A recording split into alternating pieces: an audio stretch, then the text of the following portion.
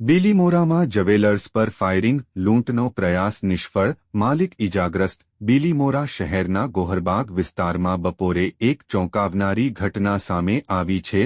ચંચલ જ્વેલર્સમાં લૂંટના ઈરાદે આવેલા 3 અજાણ્યા શખ્સોએ દુકાનના માલિક પર ફાયરિંગ કર્યું હતું. માહિતી અનુસાર બપોરના સમયે બજારમાં ભારે અવરજવર વચ્ચે 3 શખ્સ હથિયારો સાથે દુકાનમાં ઘૂસ્યા હતા અને સોનાચાંદીના દાગીનાની લૂંટ કરવાનો પ્રયાસ કર્યો હતો.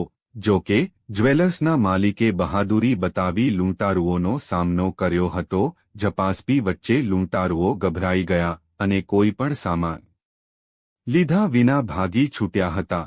ભાગતી વખતે આરોપીઓએ એક રાઉન્ડ ફાયરિંગ કર્યું, જેમાં દુકાનના માલિકને ગોળી વાગતા તેઓ ઇજાગ્રસ્ત થયા હતા. સ્થાનિક લોકોની મદદથી તેમને તાત્કાલિક નજીકની ખાનગી હોસ્પિટલમાં સારવાર માટે ખસેડવામાં આવ્યા હતા. ઘટનાને લઈને ચીખલી ડિવિઝનના ભગીરથસિંહ ગોહિલે જણાવ્યું હતું કે પ્રાથમિક તપાસમાં લૂંટના ઈરાદે હુમલો થયો હોવાની પુષ્ટિ થઈ છે, પરંતુ લૂંટારુઓ કોઈ ચીજવસ્તુ લઈ જઈ શક્યા નથી.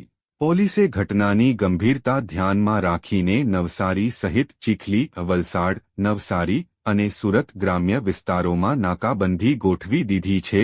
સીસીટીવી ફૂટેજના આધારે આરોપીઓને ઝડપી પાડવા માટે સઘન તપાસ હાથ ધરાઈ છે. Bureau report Salman Shaikh. અજાણ્યા લૂંટ કરવાના ઈરાદે જ્વેલર્સની શોપમાં જઈ